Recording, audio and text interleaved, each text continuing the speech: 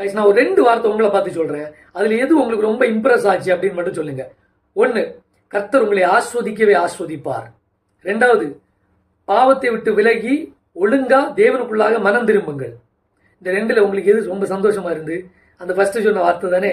இன்னைக்கு கிறிஸ்தவர்களுடைய பிரச்சனை அதுதான்.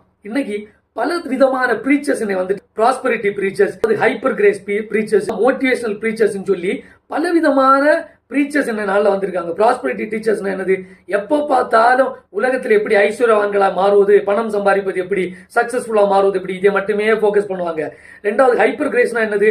நீ என்ன பாவம் பண்ணாலும் பிரச்சனை இல்லை, இயேசு கிறிஸ்துவினுடைய கிருபை உனக்கு போதுமானது அப்படின்னு சொல்றது. மோட்டிவேஷன் என்னது? எப்போ பார்த்தாலும் மோட்டிவேட் பண்றது உலக பிரகாரமா. நீ நல்லா இருப்ப, கவலைப்படாத, கர்த்தர் பலப்படுத்துவா, திட்டப்படுத்துவான்னு சொல்லி மோட்டிவேஷன் சைடே எப்போ பிரீச் பண்ணிட்டு இருக்குது. ஆனா வேதம் நமக்கு என்ன சொல்லுது அப்படின்னா, ஒரு சபையில ஜனங்களுக்கு வேதத்தினுடைய மூல உபதேசங்களும் சமநிலையா போதிக்கப்பட வேண்டும்.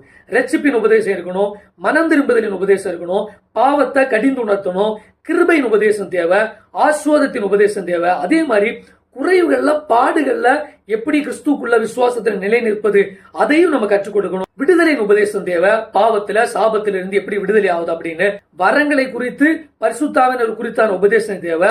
ஜனங்களை ஊக்கப்படுத்துகிற மெசேஜ் தேவை. இப்படி வேதத்தின் மூல உபதேசங்கள் எல்லாமே சமமாய் நம்ம ஜனங்களுக்கு போதிக்கும் போதுதான் அந்த ஆத்துமாக்கள் தேவனுக்குள்ளாக மென்மேலும் வளர முடியும்.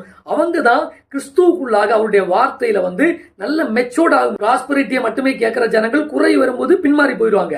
கிரேஸ் மட்டுமே கேட்கிற ஜனங்கள் பாடுகள் வரும்போது ஓடி போயிடுவாங்க. இன்னும் மோட்டிவேஷன் மட்டுமே கேட்கிறவங்களுக்கு உண்மையான திட ஆகாரத்தை அவங்க எடுத்திருக்க மாட்டாங்க. சோ அவங்களும் ஆவிக்குரிய யுத்தம் பண்றதுக்கு அவங்களுக்கு என்னன்னே தெரியும். இப்ப அநேக சபையில என்ன பிரச்சனைனா, பாவத்தை கடிந்து உணர்த்தினா இப்படி பண்ணாதீங்க இப்படி பண்ணாதீங்கன்னு சொல்லி கடினமான கட்டியான ஆகாரத்தை கொடுத்தா விசுவாசிகள் பிடிக்கிறது இல்லை. அவங்க போய் வெளியே எங்கேயாவது போய் தங்களுக்கு விருப்பமான நல்ல மோட்டிவேஷனல் ப்ராஸ்பரிட்டி டீச்சிங்கே கேட்க போறாங்க. அப்படி போறது ரொம்ப கவனமா இருங்க. நீங்க போற ட்ராக் கரெக்டான ட்ராக் இல்ல. அப்படி நீங்க போனீங்கன்னா நீங்க ஆவிக்குரிய நிலையில குழந்தையா தான் இருப்பீங்க, ஒரு நாள் வளர மாட்டீங்க. வேதத்தின் மூல உபதேசங்களை ஒன்றையும் குறையாம ஒன்றையும் விடாம அதை நம்ம போதிக்கும் பொழுதுதான் ஆத்துமாக்கள் தேவனுக்குள்ள வல்லமையா எழும்ப முடியும். உங்க சபையில இந்த போதனைகள்லாம் சமமா எல்லா உபதேசங்களும் போதிக்கிறாங்களா என்பதை கமெண்ட்ல தெரியப்படுத்துங்க. தேங்க்ஸ்.